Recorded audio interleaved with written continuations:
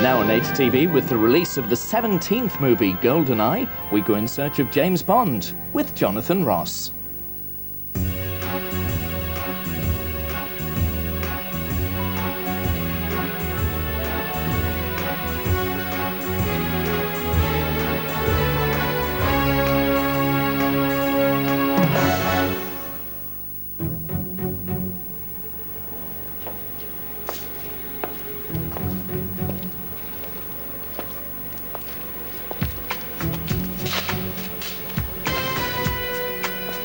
Ah, there you are, Ross. And about time, too. Right, now pay attention. You're going to need this, and this, and, oh, be careful, Ross, and this. Look, that's not a toy. And, of course, this. Right, idiot. I want this back in pristine order, not like the others.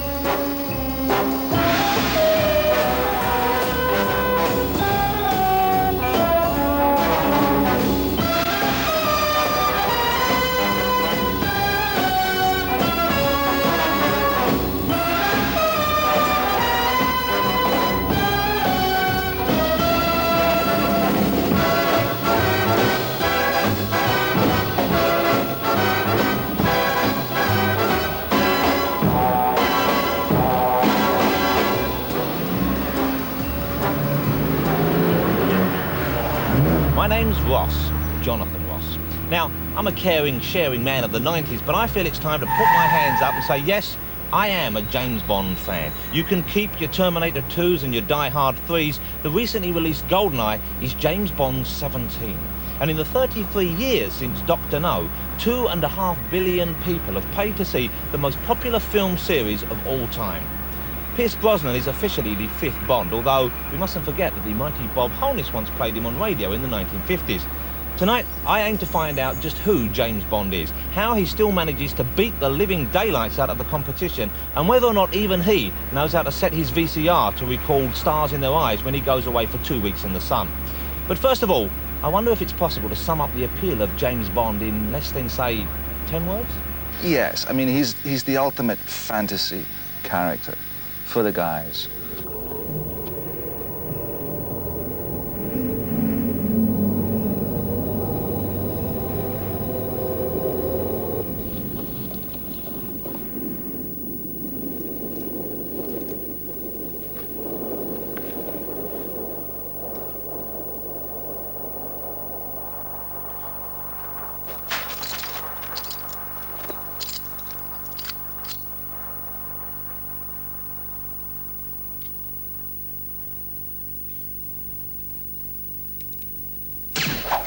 James Bond got to do all of the fun things. You know, I just watched those movies going, wow, that's amazing. He's on skis, and then that turns into a car, and that flies away to whatever. I mean, it's just amazing. A good guy who's rather flawed in many ways when you think of the original Bond, you know, a guy who smokes and drinks and kills and womanizes and all the rest of it. No. C'est suivi, monsieur. Looks like you're out to get me. It's an idea at that. He'd just get everything right, knew what wine to order, and he was cool. And he was dead sophisticated and handsome. The girls loved him. But if things got out of hand, he could beat the shit out of you.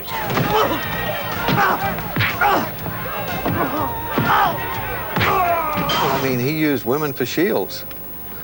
I mean, if there a bullet heading his way or a spear, I think he'd swing it around and say, sorry, love, but I guess it's your unlucky day.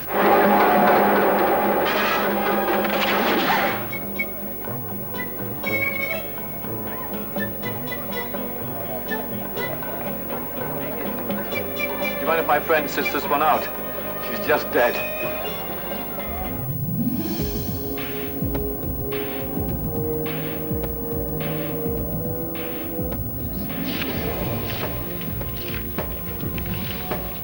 If there's one person who knows Bond better than anyone, it's the man who played him the most. The man who stylishly donned that tux no fewer than 7 times as 007. Roger, I imagine that after your successful stint as the Saint and being possessed of huge male beauty and charisma, you were an obvious choice to be Bond. But did you feel that it was a sort of a difficult role to take on? Were you at all worried about filling the shoes of Mr. Connery?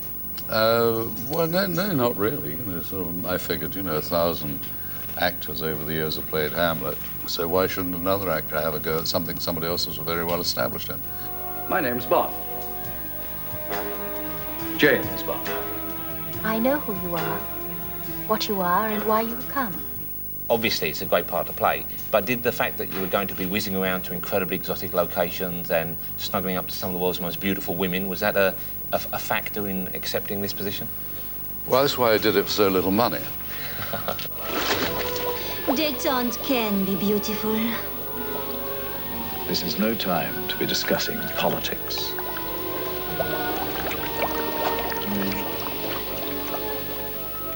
I had myself done a lot of movement in training with Jaap Malmgren. I've come to offer my sincere condolences. And I think that the movement of Bond, the kind of dance of him in the films, has a lot to do with it. I don't think you should have opened that car door by yourself. When I say dance, I don't mean pouncing around and that sort of way, but just how the movement in scenes.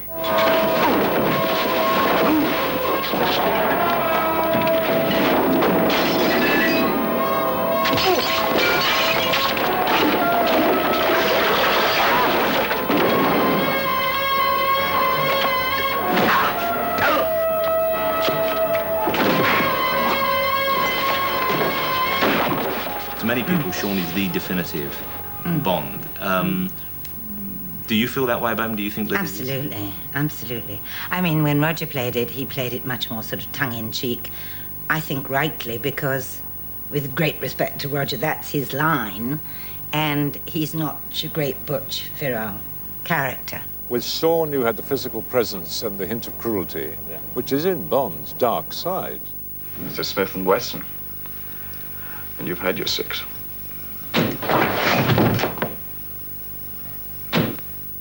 With Roger, you had the flip side, the humor, the charm. The flares. Exactly. Love was lesson number 2. Togetherness. Till death do us part, or thereabouts. It's the time before we leave for lesson number 3.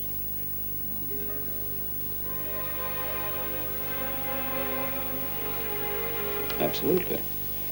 There's no sense in going off half-cocked. And with Tim Dalton, you had the theatrical credits. I haven't finished here, sir. Leave it to the Americans. It's their mess. Let them clear it up. Sir, they're not going to do anything. I owe it to Leiter. He's put his life on the line for me many times. Oh, spare me this sentimental rubbish. You have an assignment, and I expect you to carry it out objectively and professionally. Then you have my resignation, sir. We're not a country club, 007. I think Tim did bring something very much to it. There was a sort of there was a gritty meanness. Yes. So did George Lazenby. You know, a lot of people have sort of slightly dismissed George Lazenby and said, oh, well, he only did it once and he wasn't, what we thought of as Bond.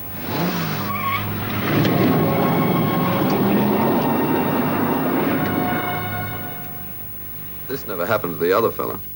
I personally don't think the perfect James Bond has ever appeared on the screen, but that's purely my opinion.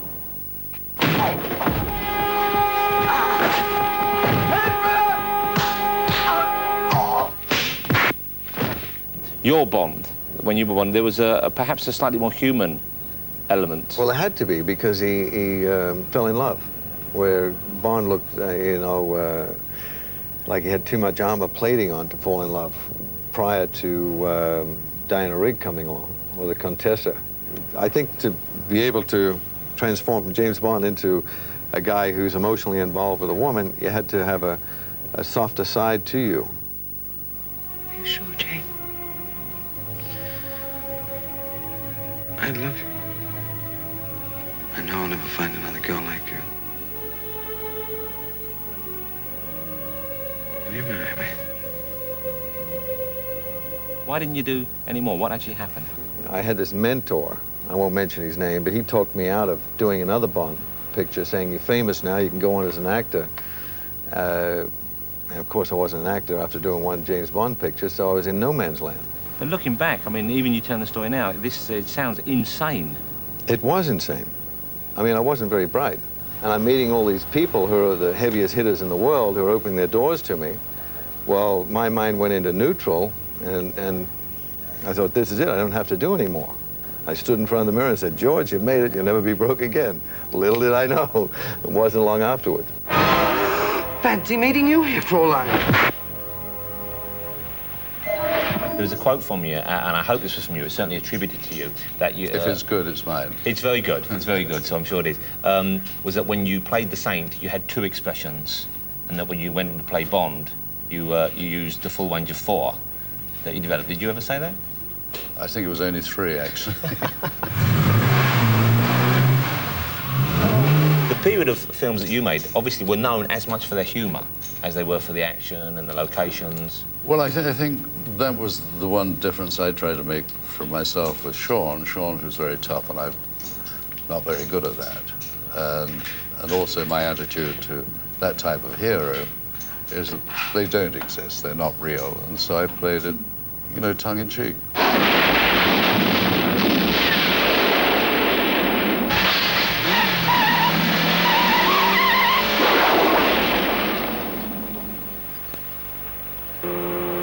All those feathers and he still can't fly.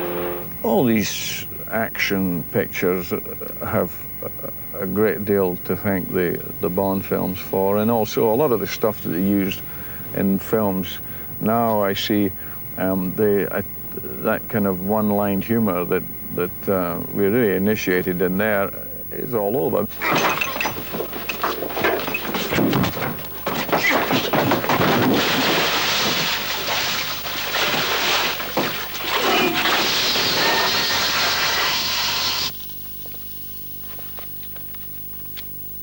Shocking. I don't think there's any modern adventure thriller that hasn't been influenced by the Bond. You know, the Bond movie broke completely new ground, and for years has been in the forefront of adventure thrillers. Everyone's been influenced by them. Crushing paw! Does that come with a fork? In my quest to find the real Bond, simple mathematics leads me to the man closest to 007, which by my reckoning is 006. James Bond! Sean, congratulations, you get to play Agent 006, almost James Bond, as close as you can be to playing James Bond without being James Bond. Must have been a lot of fun. Was it ever an ambition of yours to actually be Bond himself? Yeah, it's, you know, it's obviously something that I'm sure a lot of people, you know, would love to play, you know. Pierce played him, had a great time playing him. He's made a great Bond, I think. And I suppose that's the closest I'll get playing 006. After you, 006. James? For England. For England, Alec. It must be, I suppose it's quite strange when you take on a job like that, knowing the history that goes with it and knowing how kind of devoted the fans are. Is that harder for you to accept a job like that, knowing that you've got those expectations to live up to? You do gradually realise over the period of time when you're filming how many people actually you've got to live up to, you know, to people's expectations. You know, the baddies in Bond, you know, they've been such good baddies, and you want to try and match that, you know.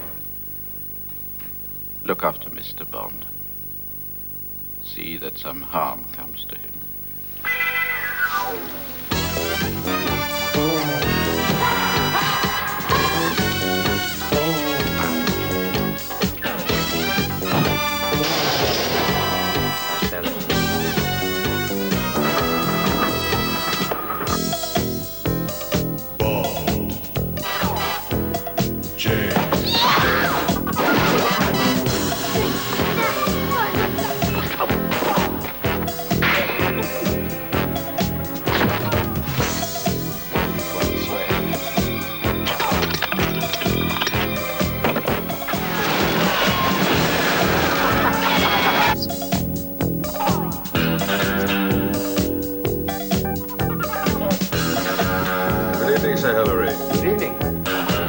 Yes, it's a guest I'm expecting. No, he won't be leaving.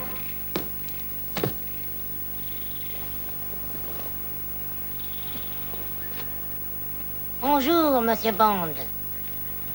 I am Nicknut.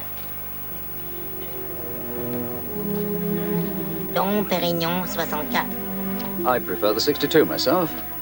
Still, beats a bag of peanuts. Monsieur Scaramanga will welcome you personally.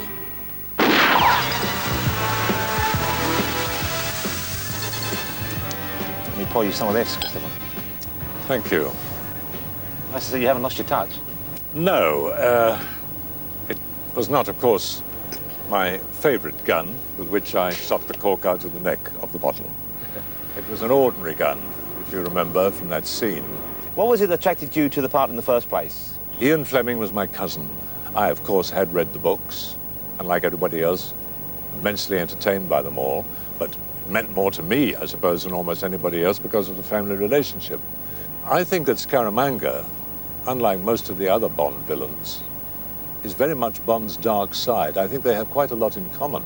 Certainly as far as women are concerned, certainly as far as good food, good drink, the good life is concerned. And the slight mystery about both these characters are both enigmas. Nobody's ever solved the mystery of James Bond.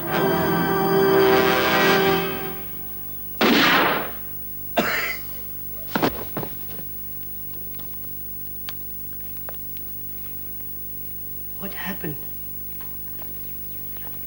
Mr. Fatt has just resigned. I'm the new chairman of the board. You said that Scaramanga was kind of the flip side of Bond, which I can see. The dark side, The yes. dark side. Do you think there's a case to be made that Bond himself couldn't exist without the villains?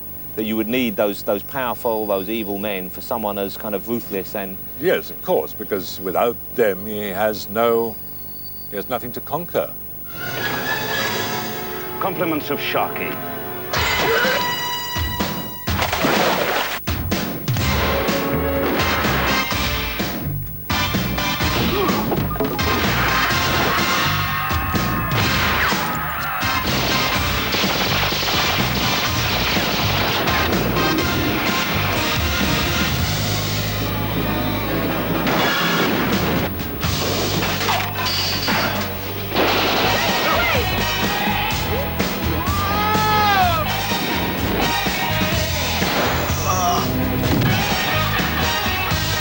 The villains played by Robbie Coltrane and yourself in the movie are less like the old villains of early Bond movies with like gimmicks and gadgets than like real modern-day criminals. You know, they're tough, they're mean, they're violent. Do you think that's the way that Bond villains are going to have to head to be more realistic, to keep up with the current trend in action movies? Yeah, I think people expect, you know, the villains to be much more credible these days. You know, they want to see a history behind the character. They want to know where he's come from and why he's behaving in the way he does. And I think with the character I'm playing, you know, there is a history behind him. He has got a grudge to bear. Hello, James. What an unpleasant surprise. I always wanted to be a bad in a Bond movie. In fact, I mean, when I was 16, I used to go and watch Bond movies and run around the street doing all this stuff, you know, and all that, and had a grey pull, and I used to wear under a blue jacket and thought I was dead cool. But actually, I always wanted to be the bad guy. I wanted a big set, you know, and do all that stuff with the... Come in, Mr. Bond, sit down. Don't worry about the sharks, they have been fed. All that stuff. Walther PPK. 7.65 millimeter. Only 3 men I know use such a gun. I believe I've killed 2 of them. Lucky me. Xenia on a top is her name. Xenia on a top. Mhm. And when she's on a top, what does she do? Oh, she just likes to squeeze men between her thighs. Is this a characteristic you share with the character? Yeah, I didn't have to dig very deep for that one.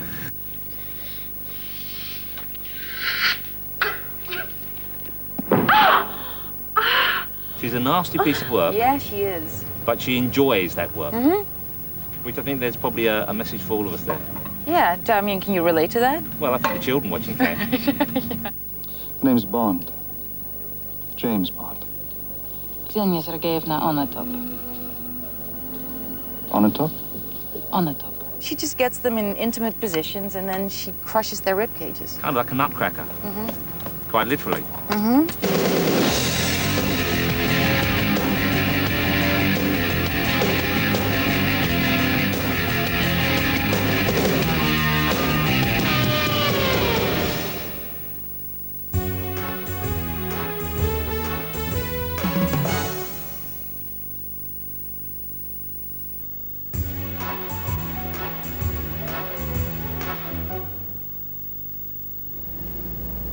My name's still Ross, Jonathan Ross, and I'm still in search of James Bond. But what is Bond himself in search of?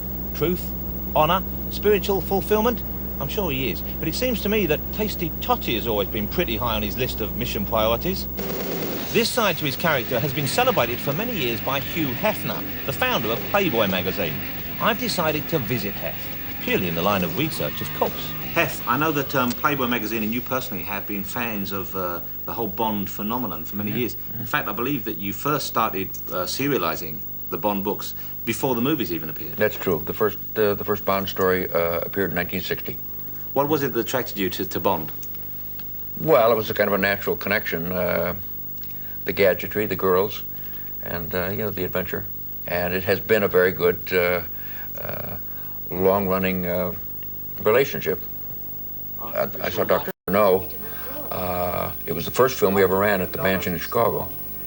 And in the films, there was an interconnection also. In other words, Ian Fleming very early said that James Bond would be a Playboy reader.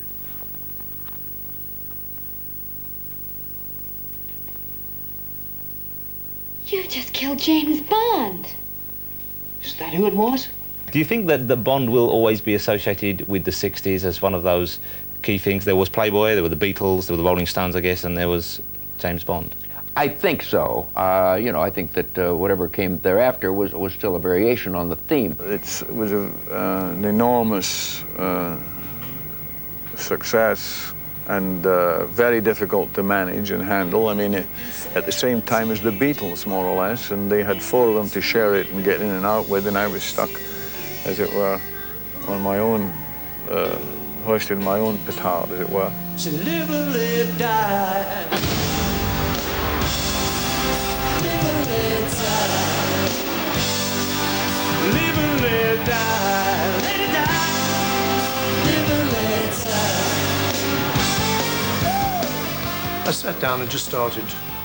I actually just worked backwards from the title. In my mind, I thought, okay, we've got to end up, so therefore, live and let die. So this first bit's got to be about live and let live. Well, when you were young, you used to say that, but now you've changed your attitude to the whole world because you're James Bond now, and now you say live and let. So I sort of worked it like that. So when you were young, and your heart was an open book, you used to say live and let, you know. So I just worked it backwards. So live and let die.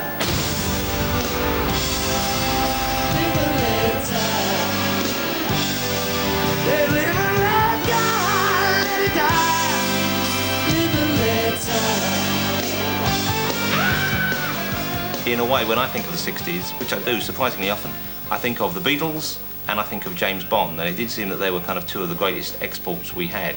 Were you aware of that? Did it feel like you were sort of... At the time, I wasn't conscious of it, but looking back on some of the things I did, I must have been conscious of it. Because, I mean, I immediately got an Aston Martin, and I'd never actually connected it till I saw Goldfinger. It was exactly the model I got. You'll be using this Aston Martin DB5 with modifications. Now, pay attention, please. Windscreen bulletproof, as are the side and the rear windows. Revolving number plates, naturally.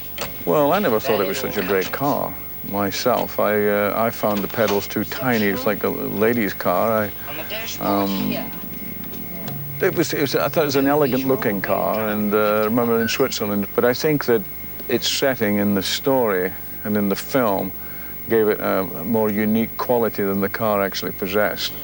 Anything else? Well, I won't keep you for more than an hour or so if you give me your undivided attention. We've installed some rather interesting modifications. It was just the times, and it was so glamorous, and talk about pulling birds. You know, would you like to come for a ride in my DB5? All right, I'll come. I have no idea why they're Scottish, these birds, but... It sounds to me like you were just Sean, trying to probably pick a up relative. the female half of the Crankies there. Let me ask you about the cars in the film, because when Bond fans have exhausted the Sean Connery-Roger Moore debate, if they're sad examples of Bond admirers, they move on to what was the best car, the Lotus or the DB5. Do you have a preference? DB5. Yeah? Yeah.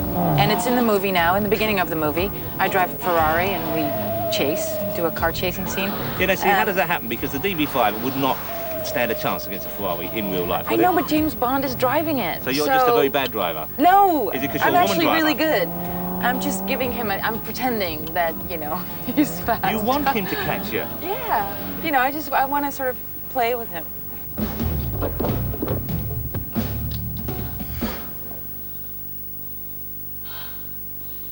I need the gun. Commander. That depends on your definition of safe sex. How do you think the female roles in the new movie compare to those in previous Bond films? Well, I think they have far improved, and all the women in the movie today, they're all women on a mission, women with an agenda, women who know what they want, and I think that my character resembles James Bond a lot, actually.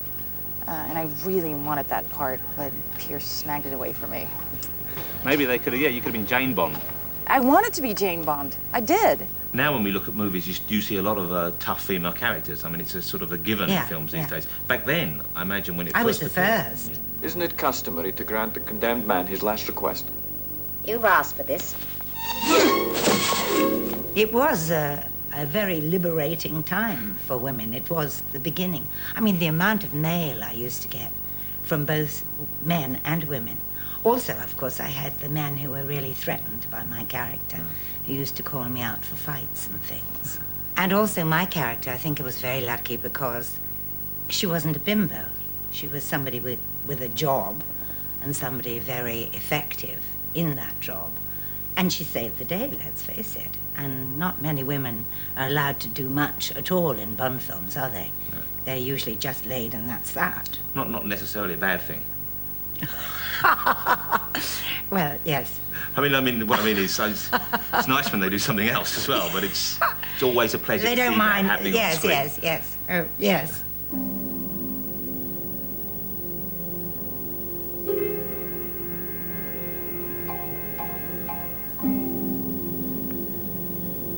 Who are you? My name is Pussy Galore.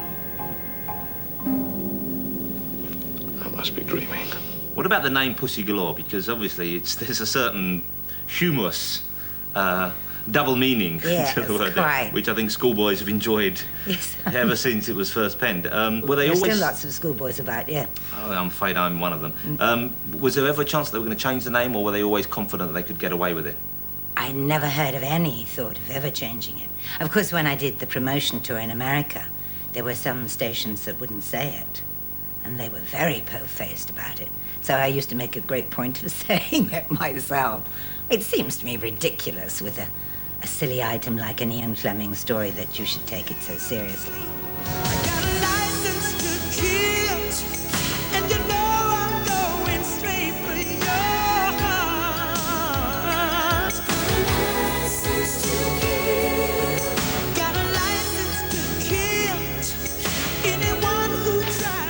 There we are. Not bad at all. How many times did it take Sean Connery to get his hat on there as when he was Bond? Once. It took him 27 times, and then they handed the hat over to the property man. You see, I'm more a man than he ever was. Well, I'm not telling anybody how many times you've practiced. Okay, yeah, but it wasn't bad once the camera was running. That was excellent. Do you have fond memories of your years with Bond? I'm sure you do, because you were in, was it 14 of the movies 14. as Moneypenny? 14. I have very fond memories. I was treated like the sort of queen mum of the Bond set. For your eyes only can see me through the night. For your eyes only, I never need to hide.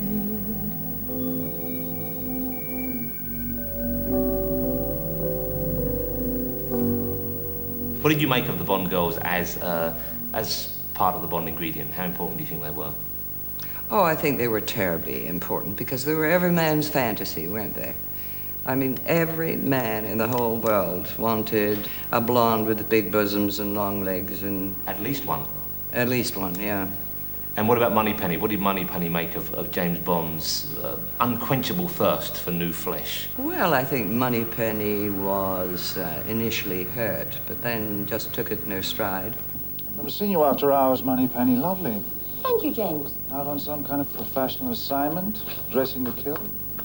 You'll find this crushing, 007. But I don't sit at home every night praying for some international incident so I can run down here all dressed up to impress James Bond.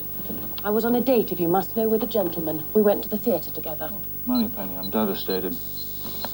What would I ever do without you? far as I can remember, James, you've never had me. The various pictorials you featured over the years of Bond girls, is this a kind of official relationship you have here, or is it just kind of happy coincidence that the women are prepared to pose for Playboy and that... It depends on the circumstances. In other words, there's certainly always been a close relationship with the producers of the films and with Ian. Whether or not we got the leads did depend very much on the actresses. But we've been very fortunate in that over the years. And, of course, there's some classic examples like Ursula Andress and Kim Basinger, who actually had their careers created in a real way through the combination of the Bond films and their appearance in Playboy. There was always a tie-in between the Bond films and Playboy magazine. Would you have done a nude or semi-nude Playboy spread? Oh, yes, in those days I would have, so because I certainly needed the money. It seemed to me, Famke, that the women appeared in Bond movies almost always appeared semi-clad or completely naked in Playboy magazine, and I'm just curious and a little bit hopeful, I don't know. Have they asked you, or would you be doing that? They asked me, and I declined. Yes, I'm not interested. Well, they did ask me, actually, once. Playboy asked you? No, Cosmopolitan had the centre page spread. Burt Reynolds, I think, was the first. And they said that would be covered up by my holding a Luger. Because they never had them completely nude, did they? There was always something, skewing the centerfold. I suggested not even a machine gun. Not me. No interest? No. Even if they kept the ankles covered? Maybe we could talk then.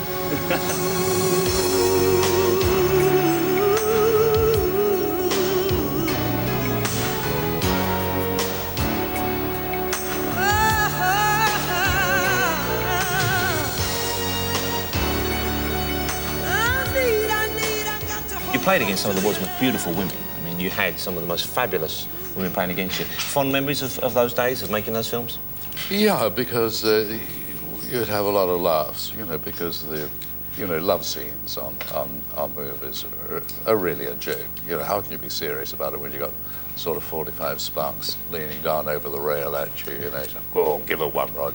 Can I ask you about that? Because actors always say, whenever you ask an actor about a love scene and you say, here you are, you're completely nude with this beautiful woman, or in your case, not nude, but you've got Famke, once again, legs wrapped firmly round your midriff, sir. Yes. I put it to you that this is indeed a pleasurable way to spend the day and not the hard work you would have us believe.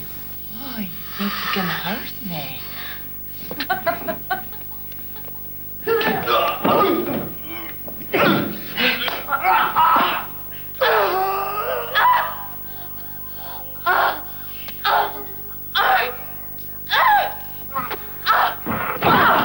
Well, that scene was a tough scene because it's a fighting scene, but you're not sure if they're kind of, doing the beast with two backs or... They're enjoying it at the same time. Yeah, sure. She's got a nice body. It's very nice. So how can that possibly be tough? Well, it's tough because you can't show any breasts in these movies, so you have to make sure that the breast is covered and lying there, and so it becomes very technical. Yeah, I mean, you're a boy, you have certain sensations, certain things you have to... More water, please.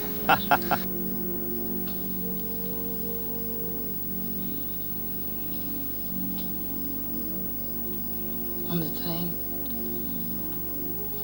when you told him to kill me, and that I meant nothing to you, did you mean it? Yes. Basic rule. Always call that bluff. It seems to me that now in the 90s, it's okay again for a man to admit that he wants to be like James Bond. He wants to be tough and rough, and he wants to get the girls, ideally plural. But I wonder whether, do you think that women identify with the women in Bond movies again? Do you think we've come full circle like that? I shouldn't think the women identify with women in Bond movies because most of them are bimbos. And I think that the feminist cry is still in full cry, I hope. And the new man, the new lad, the young man of today, does he want to drive very, very fast cars, and lots of beautiful women want to go to bed with him and go around shooting people? Yes. Yes, I think there might be one or two boys brought up in a feminist creche who think, heavens, is that the time I must get on with the ironing? But most of them are going, hello there, I'm afraid. There was an increased sensibility related to the political climate in the 80s, so that James Bond became a little too correct And you can't do that with Bond. I mean, what is delightful about Bond is it's a fantasy. I mean, if you're going to have the license to kill, you better have the license to do whatever else you got to do to play out the role. I mean, what would be more interesting, perhaps, ask how many women would like to be a Bond girl now. I think you'll find that would be the big change. I mean, they would want to win Bond, but they would rather be a Pussy Galore, inasmuch as she would be somebody who would approach him on an equal level. People want to see Bond handle women a certain way. He's a chauvinist. This guy acquits himself, true to himself, and that's what turned the audience on way back when Sean did it. You think I'm an accountant, a bean counter, more interested in my numbers than your instincts. The thought had occurred to me. Good. Because I think you're a sexist, misogynist dinosaur, a relic of the Cold War, whose boyish charms, though wasted on me, obviously appeal to that young woman I sent out to evaluate you. Point taken.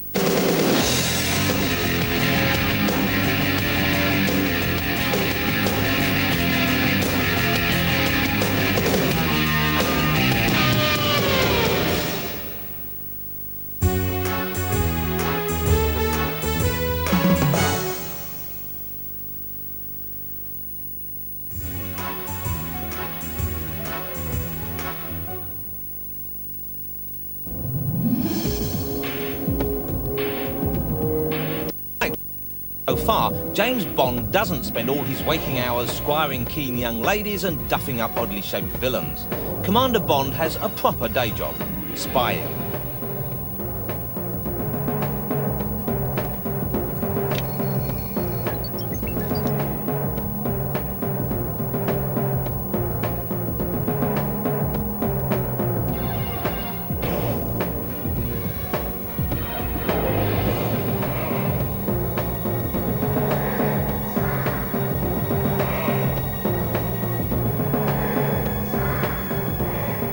Espionage fact or espionage fiction? General Anthony Stone, one of Britain's finest counter-espionage experts, would help me to find out how true to life Bond's spy work really is. Apparently, when the films began to appear and became so hugely popular in the 60s, there were those within the Russian intelligence services who just couldn't believe how accurate some of the information in the films were. Good work. Were you aware of that? Did it seem quite accurate? Did it seem like they knew what was really going on? I think there was a degree of suspicion amongst some that there was rather more information in some of these films than was good for us all. But don't forget, Fleming's background was one of mixing with people who did have a certain contact with various others, so no doubt he inserted his own bits of information as he saw fit. After all, Bond was, in a way, a part of Ian. Ian was a man of enormous charm, tremendous physical presence. He had a great knowledge of that very strange grey world which Bond inhabited with M and all the others, the world of espionage. He knew his food and his drink. He was very attractive to women, and he also knew how to write a very good thriller, a good yarn. I hope our work here meets with your approval. Training is useful, but there is no substitute for experience. I agree. We use live targets as well.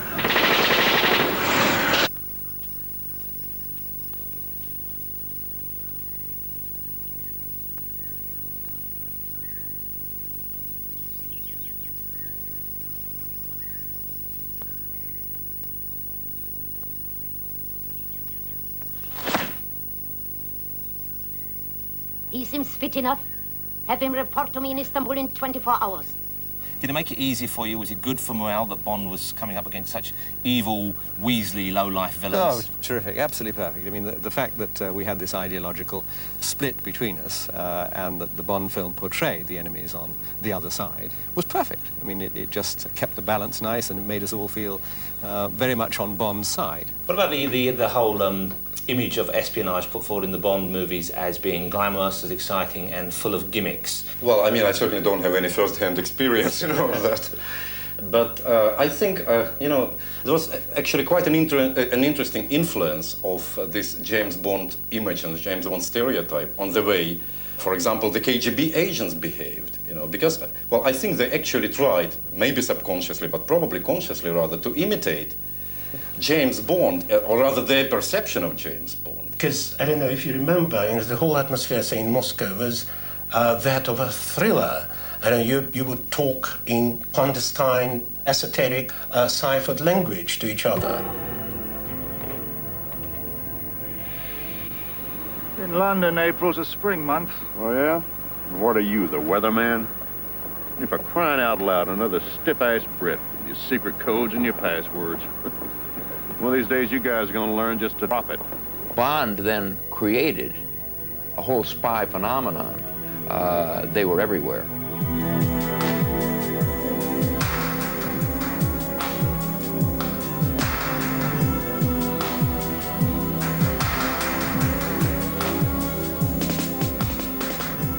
Let me ask you about the gimmicks and the gadgets. Such a huge part of the appeal of the James Bond movies. How much of it in the films has a real-life counterpart?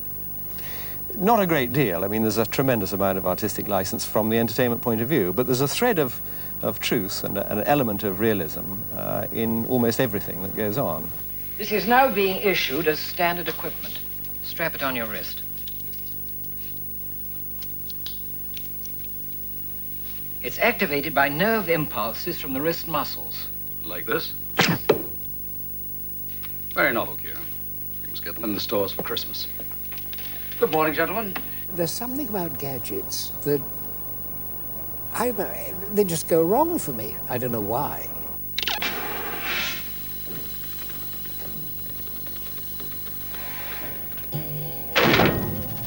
Blast. Having problems keeping it up, Q? Experimental model. I mean, even these damn keys that you have in hotels. You know, you don't have a proper key anymore, you have this plastic thing.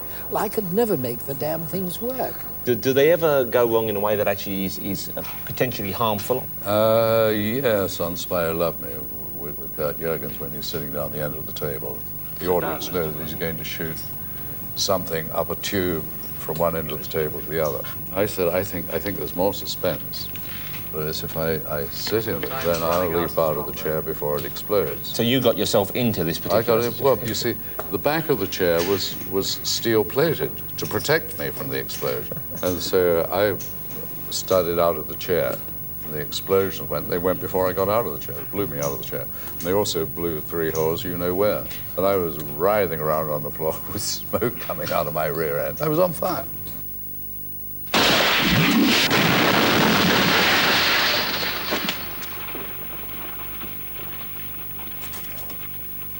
So it was all just a ruse then, essentially. This was just a chance for you to get a loan and have cream rubbed in by the studio nurse. Well, of course. It was very beautiful. Do you get to see all the gimmicks beforehand, or are they as much a surprise to you as they are to the audience? They're much surprises as they are to the audience, yes. So what about the first time you saw Little Nellie? How did that come about? We went out to Japan to do that scene, and on Sunday we had the day off, and we went to the local aerodrome for lunch.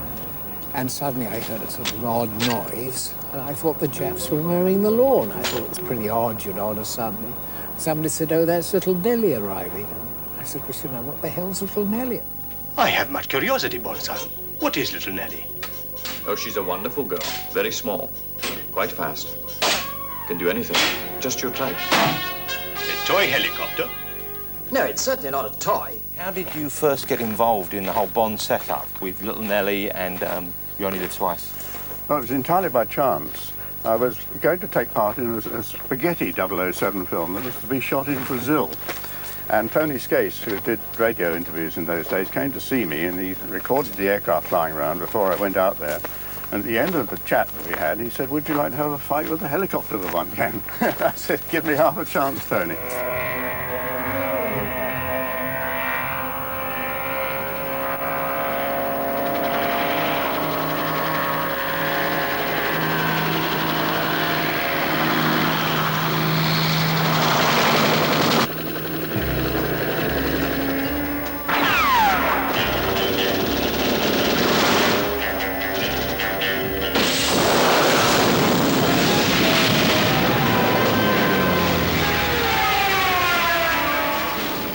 All these rockets and things, they all actually they all work? fired many times in the film.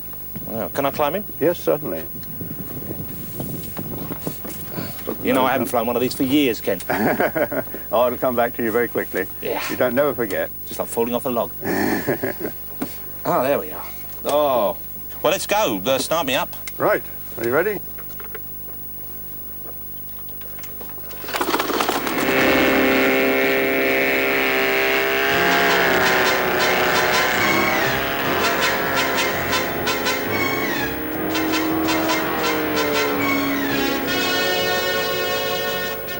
But do you think James Bond would have liked his life to be a little more like yours? Or would you have liked your life to be a little more like his? Well, I think that probably it would work. I think probably he would rather probably have been living my life. I think, quite frankly, my license was better than the one for killing. And your license has never been revoked, I understand? That's correct. Looking at GoldenEye, the finished object now, do you have a favourite moment? Is there a favourite scene which you're involved in that you really like, you think really works as well, if not better than you expected? You know, a lot of good moments. I mean, it was just great to be working on. You know, on the first day when I went in and me and Pierce were in the costume together, the combat gear, I'm watching his back and he's watching mine, you know, setting his watches. You know, I thought, I can't believe this. This is, you know, this is great. I can't believe you're doing a Bond movie. Yeah. Shut the door, Alec. There's a draft. Alec? Move out. Throw down your weapon and walk towards me. Slowly. Finish the job, James. Blow them all to hell. Is there one moment, one particular scene which you would consider to be a favourite? The golf scene in Goldfinger? Oh, I believe this is yours.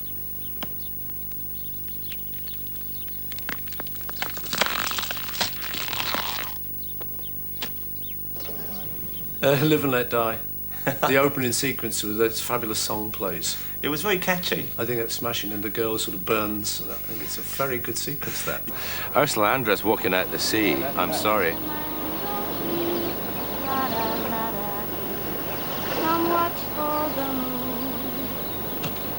I actually saw her in Paris once. She was getting into this huge Bentley when I was a smelly old student.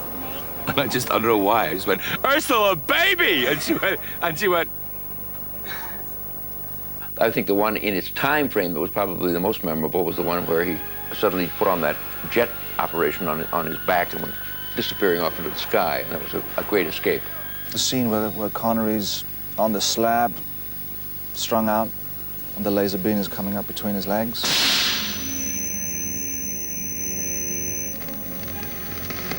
Do you expect me to talk? No, Mr. Bond, I expect you to die. Probably Goldfinger, with the big laser. That laser sequence, you know, where he's... Isn't it funny how all the men who see Bond movies remember the laser sequence? Well, it's a very threatening sequence, that, you know, as it nears his crutch. I mean, I think we all...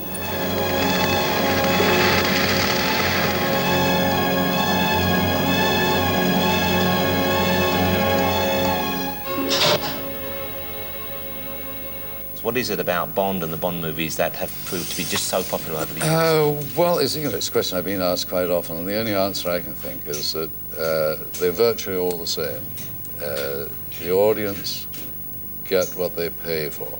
It is big, it's spectacular, the locations are spectacular, the action is enormous, but it's the same story, dressed up in a different fashion. You mustn't change things, so people are very, very disappointed if they didn't have the same formula. But you dress it up in a different way, that's all. Sex, violence, yeah, that's all the good stuff. Pure fantasy.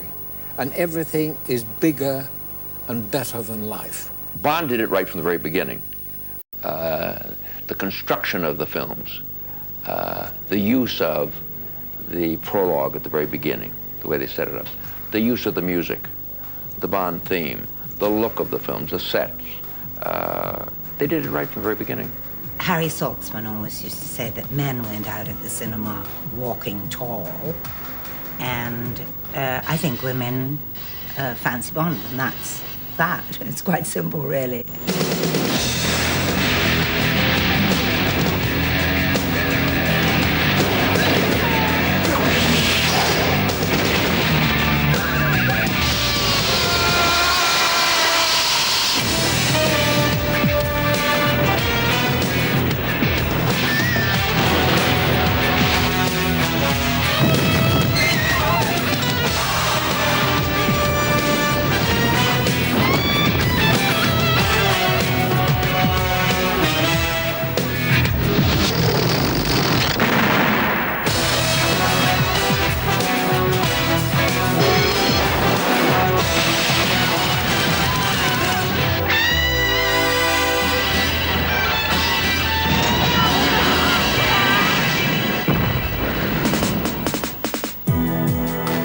So there you have it, James Bond, the man with the license to kill, thrill and cavort with handsome young ladies, and also that we residents of this island can sleep safely in our beds. So just who is he? 007's been played by 5 actors, all of whom contributed to his personality, but ultimately he's bigger than all of them. Die Hard will die with Willis. Terminator will be terminated with Schwarzenegger, but 007 is different. As long as men want to do what they're not really supposed to do, he'll be around. You might call the latest movie GoldenEye, but to me, it's Dr. No 17. Yes, in this ever-changing world in which we live in, where iron curtains must rust, cold wars must thaw, there will always be room for Bond. James Bond.